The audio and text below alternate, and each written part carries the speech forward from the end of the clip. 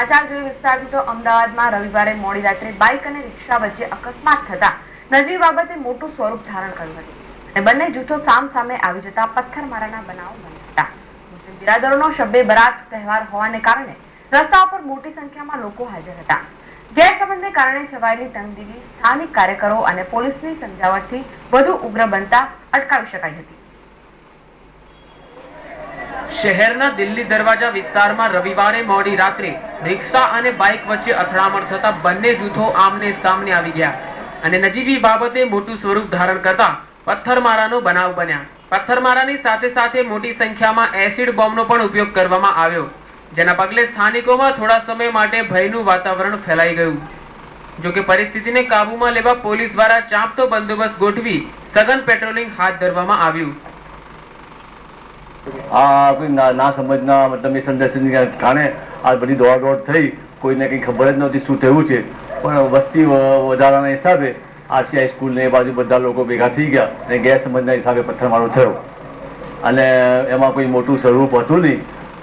અમદાવાદના દરિયાપુર વિસ્તારમાં મોડી રાત્રે બે જૂથ વચ્ચે અથડામણ ફાટી નીકળતા પોલીસે ટોળાને કાબૂમાં લેવા માટે ટીયર ગેસ સેલ છોડવાની ફરજ પડી છે. અત્યારે આ વિસ્તારમાં ભારેલો અગ્નિ હોય ચાંપતો બંદોબસ્ત ગોઠવી દેવામાં આવ્યો છે. આ ઘટનામાં 40 થી વધારે લોકો ઘવાયા છે તેમજ 3 વાહનોને આગ ચાંપવામાં આવી છે, જેમાં ઉશ્કેરાયેલા ટોળાએ પોલીસ કર્મીઓ પર પણ પથ્થરમારો કર્યો, જેના પગલે 5 થી વધારે પોલીસ કર્મીઓને નાની મોટી ઈજાઓ પહોંચી. વળતા જવાબમાં ટોળાને કાબૂમાં લેવા પોલીસને ટીયર ગેસના સેલ છોડવાની પણ ફરજ પડી. અત્યારે અહીંયા જે બનાવ બન્યો છે અત્યારે હાલ પૂરતી શાંતિ છે. અહીંયા બંને હિન્દુ મુસ્લિમ જે કોમો છે બધા એકતાથી રહેવા માંગે છે, એટલે કોઈ પણ મિસઅન્ડરસ્ટેન્ડિંગ અને ગેરસમજના કારણે આ પ્રોબ્લેમ થયું છે. આજે અમે સભે બરાત હતી એટલે લોકો રોડ ઉપર વધારે હતા, એના લીધે થોડું મિસઅન્ડરસ્ટેન્ડિંગ થયું.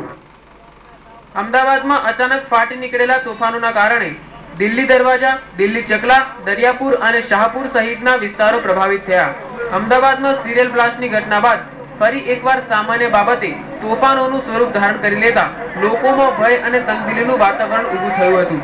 જોકે પોલીસે કોનેહ દાખવીને સૂઝબૂઝથી કામ લઈ હાલ પરિસ્થિતિને કાબૂમાં લઈ લીધી છે. છેલ્લા કેટલાક દિવસોથી અમદાવાદ શહેરમાં ગ્રહોની દશા ખરાબ થઈ ગઈ હોય તેવું લાગી રહ્યું છે. પહેલા આસારામ વિવાદ, ત્યારબાદ અમદાવાદમાં બોમ્બ બ્લાસ્ટ અને હાલ થયેલું જૂથ અથડામણ તેનું તાજા સુધારણ છે. કેમેરામેન વિજય પટેલ સાથે ભદ્રેશ મિસ્ત્રી, TV9 અમદાવાદ. અમદાવાદ સિરિયલ બ્લાસ્ટને અંજામ આપનાર આતંકવાદીઓ પકડાઈ ગયા છે. તેમની પૂછપરછ